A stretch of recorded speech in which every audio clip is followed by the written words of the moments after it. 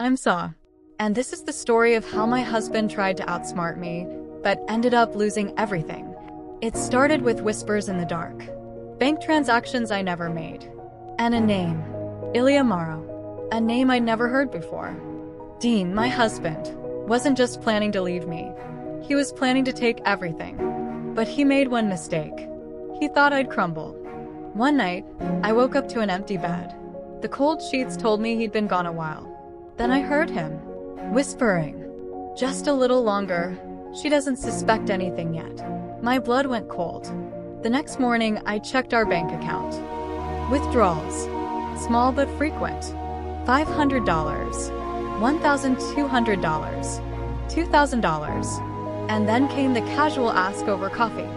"Babe, do you have your passwords? In case of emergencies." My husband never cared about my finances. That's when I knew this wasn't paranoia. This was premeditated. That night, he left his phone on the table. For the first time ever. I wasn't going to check it. But then the screen lit up. Ilya Morrow. Just make sure she stays in the dark. Almost there. My hands were shaking. Who the hell was Ilya? And what were they almost there for? The next morning, Dean slid a document across the table. "Just sign this. It's for tax purposes." But it wasn't. It was a full property transfer agreement. My condo, my savings, everything into his name.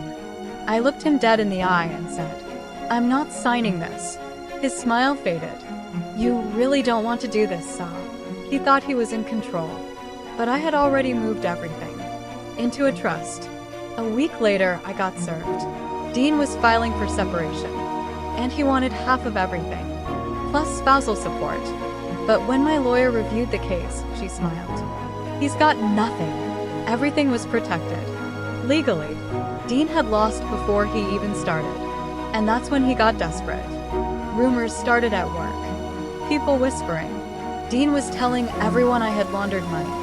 He filed for a forensic audit. But when we got to court, the judge dismissed it. Dean was ordered to pay my legal fees. That should have ended it. But he wasn't done. The final blow came with a phone call. In court, Dean sat smug and sure. Until the forensic analyst took the stand.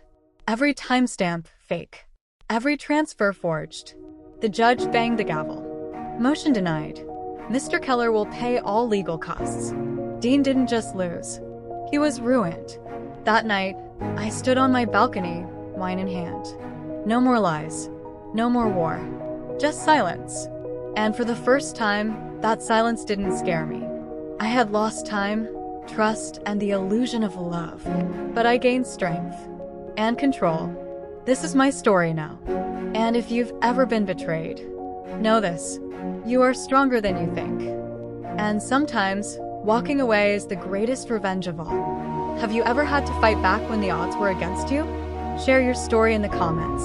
I read every single one. If this story hit home, drop a broken heart or tell me where you're watching from. And don't forget to subscribe for more true stories of strength, betrayal, and survival. Until next time, stay strong, stay smart, and never let anyone take your power.